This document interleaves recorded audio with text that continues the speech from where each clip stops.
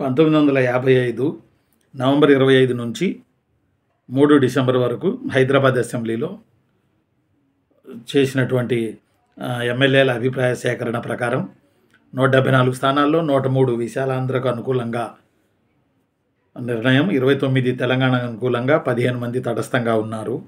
ఆంధ్ర ప్రాంతానికి చెందిన నాయకులు అందరూ కూడా విశాలాంధ్ర వైపు మొగ్గు చూపారు. ఇప్పుడు ఇక్కడ ఏం సమస్య వస్తుందంటే 103 హైదరాబాద్ అసెంబ్లీలో ఒప్పుకున్నారు కదా, మీరు ఒప్పుకోబట్టే కదా ఆంధ్రప్రదేశ్ ఏర్పడింది అనే వాదన ఒకటి లేకపోలేదు.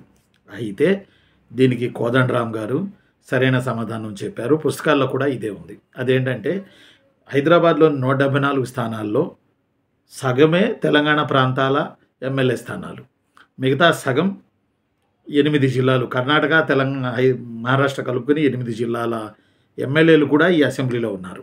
వాళ్ళు విశాలాంధ్రకు అనుకూలంగా ఓటేశారు. ఎందుకంటే వాళ్ళు భాషా ప్రాతిపదికన అంటున్నారు కాబట్టి ఇలా ఆంధ్రప్రదేశ్ ఏర్పడితే వాళ్ళ ప్రాంతాలకు వాళ్ళు వెళ్ళిపోవచ్చని ఆ ఎమ్మెల్యేలు కూడా ఓటేశారు తప్ప 103 తెలంగాణకు చెందిన ఎమ్మెల్యేలు కాదు. రైట్, ఈ పాయింట్ జర గుర్తుపెట్టుకోండి. ఏది ఏమైనప్పటికీ ఇక్కడ విశాలాంధ్రకు సంబంధించినటువంటి 174 స్థానాల్లో 103 విశాలాంధ్రకు, 29 తెలంగాణకు, 15 మంది తటస్థంగా ఉండడం జరిగింది. ఆ తదుపరి 1956లో ఇక పెద్ద మనుషుల ఒప్పందం ఫిబ్రవరి 20న ఆంధ్ర తెలంగాణ నాయకుల మధ్య 1956 ఫిబ్రవరి 20న ఢిల్లీలోని హైదరాబాద్ హౌస్లో జరిగింది. గోవింద వల్లభ పంత్ సాక్షిగా, అప్పటి హోంశాఖ మంత్రి గోవింద వల్లభ పంత్ సాక్షిగా జరిగింది. 1956 ఈ భాషా ప్రయుక్త రాష్ట్రాలకి సంబంధించి ఇంకా చాలా జడ్జీలను పెంచేదానికి సంబంధించి, గవర్నర్ ఒక రాష్ట్రానికే కాదు 2-3 రాష్ట్రాలు కూడా గవర్నర్గా వ్యవహరించవచ్చు అన్న విషయానికి సంబంధించి ఇలా అనేక అంశాలు కూలంకషంగా ఉన్న 7వ రాజ్యాంగ సవరణను అప్పటి నెహ్రూ ప్రధానమంత్రి కాలంలో అప్పటి న్యాయశాఖ మంత్రివర్యులు డాక్టర్ బిఆర్ అంబేద్కర్ గారు 7వ రాజ్యాంగ సవరణను ప్రవేశపెట్టడం జరిగింది 1956లో. అది వల్లభాయ్ పటేల్ కాదు, డాక్టర్ బిఆర్ అంబేద్కర్ గారు 7వ రాజ్యాంగ సవరణను ప్రవేశపెట్టారు. దాని ప్రకారం అప్పుడు ఆ ప్రవేశపెట్టిన అనేక అంశాలలో 7వ రాజ్యాంగ సవరణ బిల్లులో అనేక అంశాలలో తెలంగాణ ఆంధ్ర కలపడం అనేది కూడా ఒకటి అది గుర్తుపెట్టుకోండి.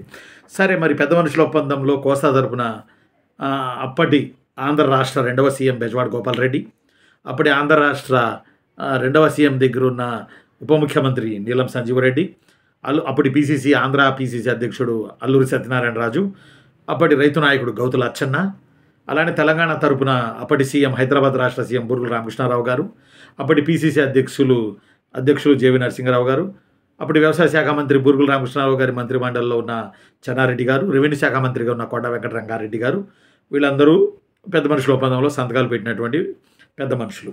అయితే ఇందులో పాల్గొన్న వాళ్ళందరూ కాంగ్రెస్ వాళ్ళే కావడం ఇక్కడ మీరు గమనించాల్సిన అంశం. ఆంధ్ర కానీ తెలంగాణ కానీ ఎటు చూసినా కానీ కాంగ్రెస్ వాళ్ళే ఇందులో పార్టిసిపేట్ చేశారు. ఇప్పుడు ఇరు రాష్ట్రాల పిల్లలు బాగా వినండి. పెద్ద మనుషుల ఒప్పందంలో ముఖ్యాంశాలు ఏంటి? 1, తెలంగాణ మీకు జాగ్రత్తగా వినాలి, ఇవన్నీ కూడా స్టేట్మెంట్ బేస్డ్ క్వశ్చన్లు వస్తాయి. పెద్ద మనుషుల ఒప్పందం పార్ట్ 2 వింటున్నారు ఇప్పుడు మీరు. తెలంగాణ మిగులు తెలంగాణకే కేటాయించాలి ఇఫ్ ఆంధ్రప్రదేశ్ ఏర్పడితే 5 సంవత్సరాల వరకు. ఇఫ్ అది చాలకపోతే మరో 5 ఏళ్ళు తెలంగాణ మిగులు నిధులు తెలంగాణకే కేటాయించాలి, తెలంగాణ ప్రాంతానికే కేటాయించాలి. పెద్ద మనుషుల ఒప్పందంలో పాయింట్ నెంబర్ 2, శాసనసభలో తెలంగాణ సభ్యుల నిర్ణయం మేరకు మద్యాన్ని నిషేధించాలి, సడన్గా మద్య నిషేధం జరగొద్దు. నెక్స్ట్ 3, తెలంగాణలో ఉన్నత విద్యా సౌకర్యాలు తెలంగాణకే కేటాయించాలి, ముఖ్యంగా సాంకేతిక విద్యా సంస్థలతో పాటు అన్ని విద్యాలయాల్లో 3వ వంతు సీట్లు తెలంగాణ విద్యార్థులకి కేటాయించాలి. నెక్స్ట్ 4, ఏకీకరణ కారణంగా కొన్ని ఉద్యోగాలు పెంచాలన్నా కొన్ని ఉద్యోగాలు తగ్గించాలన్నా జనాభా నిష్పత్తి ప్రకారం చేయాలి తప్ప అక్షరాస్యత ప్రకారం కాదు. ఇక్కడ దెబ్బ పడింది. ఇక్కడ జనాభా ప్రాతిపదికన చేశారు, అక్షరాస్యత ప్రకారం చేశారు కానీ జనాభా ప్రాతిపదికన చేయలే.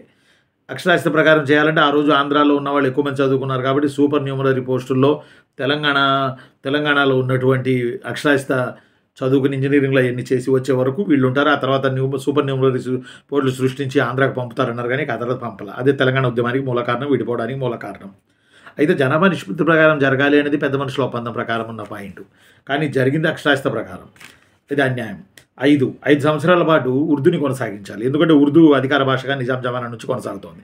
సడన్గా ఈ ఆంధ్రప్రదేశ్ ఏర్పడితే సడన్గా తెలుగు అంటే ఇక్కడున్న తెలంగాణ ప్రాంతంలో ఉన్నటువంటి వాళ్ళు, హైదరాబాద్ రాష్ట్రంలో ఉన్న వాళ్ళు ఇబ్బందులు పడతారు.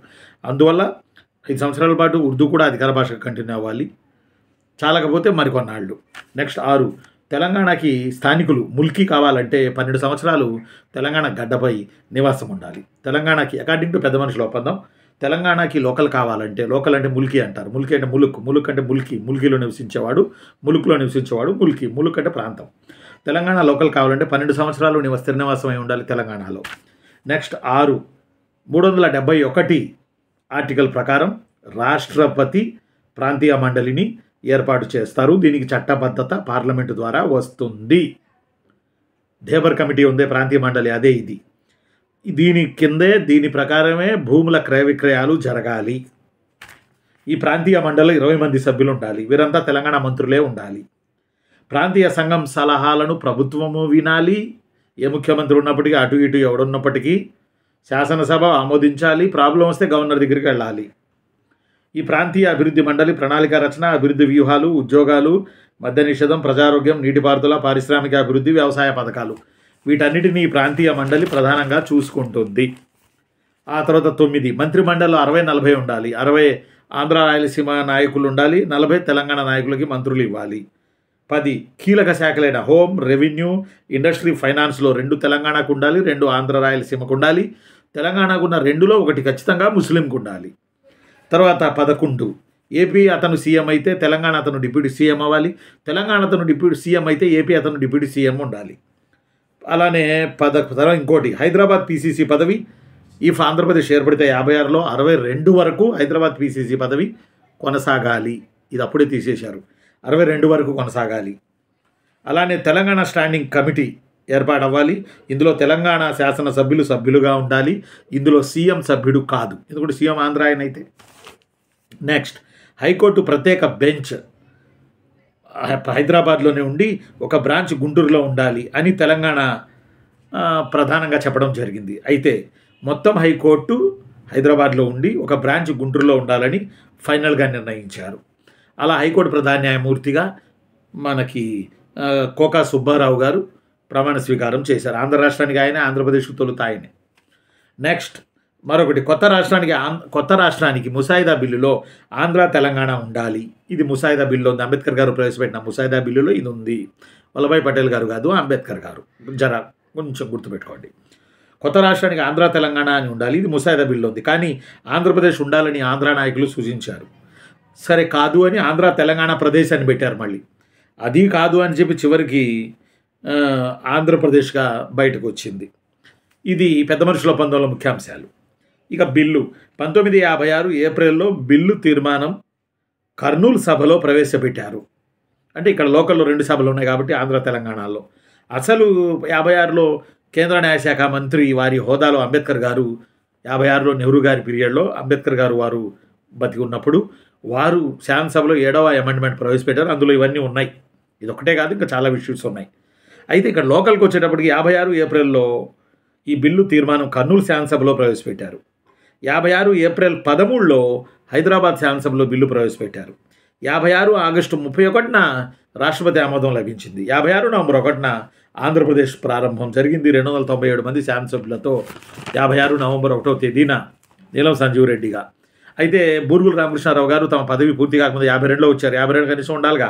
పదవికి పూర్తి కాకముందే వారు రాజీనామా ఇవ్వడం జరిగింది. అయితే ఇప్పుడు ముఖ్యమంత్రి ఎవరు ఉండాలి కొత్తగా ఏర్పడే ఆంధ్రప్రదేశ్కి అన్న సంశయం వచ్చింది. బూరుగుల రామకృష్ణారావు గారు అన్నారు, నేను 1.5 ఇయర్ ముందే పదవి త్యాగం చేశాను కదా, హైదరాబాద్ అసెంబ్లీకి మొట్టమొదటిగా నేనే కదా, కాబట్టి ఏ పోటీ లేకుండా ఉంటే నేను ఉంటాను, నేను సీఎంగా మళ్ళీ ఉంటాను. అయితే చెన్నారెడ్డి గారు అన్నారు నేనుంటాను అన్నారు. అలా చెన్నారెడ్డి గారి మధ్య బూరుగుల రామకృష్ణారావు గారి మధ్య కొంత సైద్ధాంతిక విభేదం తలెత్తింది. ఇక ఆంధ్ర వైపు అయితే బెజవాడ గోపాలరెడ్డి గారు నేనుంటాను అన్నారు, నీలం సంజీవ్ రెడ్డి గారు నేనుంటాను అన్నారు. ఇలా కొంత సీఎం మీద కొంత నడిచింది. అయితే తెలివిగా నీలం సంజీవ్ రెడ్డి దెన్ బెజవాడ గోపాలరెడ్డి ఒక పాయింట్కి వచ్చి నీలం సంజీవ్ రెడ్డి ఉంటారు, బెజవాడ గోపాలరెడ్డి కావాలంటే మంత్రిగా ఉంటారు అని వాళ్ళు ఒక అభిప్రాయానికి వచ్చేశారు. ఫలితంగా హైకమాండ్ ఏం చేసిందంటే, అంతకుముందు ఆంధ్ర రాష్ట్రానికి బెజవాడ గోపాలరెడ్డి సీఎం, నీలం సంజీవ్ రెడ్డి డిప్యూటీ సీఎం. ఇక్కడికి వచ్చేటప్పుడు నీలం సంజీవ్ రెడ్డి డిప్యూటీ సీఎం అయిన నీలం సంజీవ్ రెడ్డి సీఎం అయ్యారు. ఇది ఢిల్లీ నుంచి వచ్చిన ఆజ్ఞల ప్రకారం.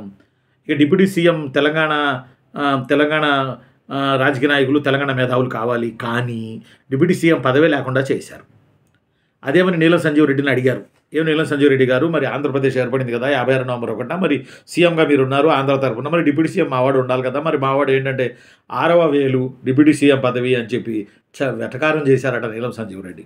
కానీ అంతకుముందు నీలం సంజీవ్ రెడ్డి బెజవాడ గోపాల్ రెడ్డి దగ్గర ఆంధ్ర రాష్ట్రం కొనసాగుతున్నప్పుడు డిప్యూటీ సీఎంగా పనిచేసి ఉన్నారు. ఉన్నాయని మరి ఇలా చెప్పారు. ఇది నోట్ దిస్ పాయింట్. ఏదేమైనా బెజవాడ గోపాల్ రెడ్డి గారు పాపం రాజీనామా చేశారు. ఆ తర్వాత ఆయన అటు నుంచి అటు కేరళ గవర్నర్గా 56లో, అక్కడ కేరళ గవర్నర్గా, యూపీ గవర్నర్గా అట్లా ఆయన వెళ్ళిపోయారు. ఏర్పడిన ఆంధ్రప్రదేశ్కి నీలం సంజీవ్ రెడ్డి సీఎంగా, డిప్యూటీ సీఎం లేరు, స్పీకర్ ఐదేవర కాళేశ్వరరావు, గవర్నర్ సీఎం త్రివేదిగా నూతన ఆంధ్రప్రదేశ్ అనేది ఏర్పడింది. యాక్చువల్లీ అసలు ఈ మూమెంట్ మొత్తం నడిపింది కమ్యూనిస్టులు. వాళ్ళ పేరు విశాలాంధ్ర. అయితే ఫజులాలి చెప్పిన పేరు హైదరాబాద్. ఇది రెండు కలిపితే తయారైనది కాంగ్రెస్ వాదులు ఆంధ్రప్రదేశ్. అయితే ముసాయిదా బిల్లో ఉంది ఆంధ్ర తెలంగాణ. గోవింద వల్లభత్ చెప్పింది ఆంధ్ర తెలంగాణ ప్రదేశ్, కానీ చివరికి వచ్చింది ఆంధ్రప్రదేశ్ అని. కాబట్టి పెద్ద మనుషుల ఒప్పందంలో సూత్రాలు ఏవి అమలు జరగలేదు. అన్నీ కూడా పెద్ద మనుషుల సూత్రాలు మ్యాక్సిమం ఫెయిల్ అయినాయి. అందువల్ల కొండా లక్ష్మణ్ బాబూజీ గారు బాటంగానే తెలంగాణ సంగతి అని ఒక బుక్ రాసి పెద్ద మనుషుల ఒప్పందంలో ఎన్ని విమర్శించబడ్డాయో, కేంద్ర మంత్రి గోవింద వల్లభంత్ సాక్షిగా పెద్ద మనుషుల ఒప్పందం ఎన్ని విఫలమైనయో అన్ని వారు డిస్కస్ చేశారు. ఫలితంగా ఇక అది ఒక విఫల ప్రయోగంగా నిలబడింది. నడిచింది చివరికి 2014లో ఎవరిదారాలు చూసుకోవాల్సిన పరిస్థితి ఏర్పడింది. కాబట్టి పెద్ద మనుషుల ఒప్పందం, దాని ముఖ్యాంశాలు, దాని మూలాలు, దాని మొదటి సంగతులు ఇవన్నీ కూడా రెండవ పెద్ద మనుషుల ఒప్పందం పార్ట్ 2లో చూసాం. కాబట్టి మొదటి వీడియో పార్ట్ 1, పార్ట్ 2 వీడియోలు రెండు జాగ్రత్తగా అర్థం చేసుకోండి. మళ్ళీ వీళ్ళు వెంబడి ఇంకో పాయింట్ ద్వారా మీ ముందు నేను కలవడానికి ఉంటాను. ఏపీ తెలంగాణ ఇద్దరు ఉద్యోగార్థులకు ఈ టాపిక్ ముఖ్య అవసరం. కాబట్టి జాగ్రత్తగా ఇందులోని అంశాలను కూలంకషంగా ఆలోచన చేసి కొన్ని పాయింట్లు నేను ఒక 10 నిమిషాలు మీరు ఆలోచించేటట్టు చేస్తాయి. ఇందులో చెప్పిని అలా చూసుకుని జాగ్రత్తగా ప్రిపేర్ అయ్యి పరీక్షలు రాయండి. మరో వీడియో ద్వారా మీ ముందుంటా. నేను మీ అన్న హిస్టరీ రఫీ సార్ని. బాయ్ రా నాన్న, బాయ్ రా, బాగా చదవండి నాన్న.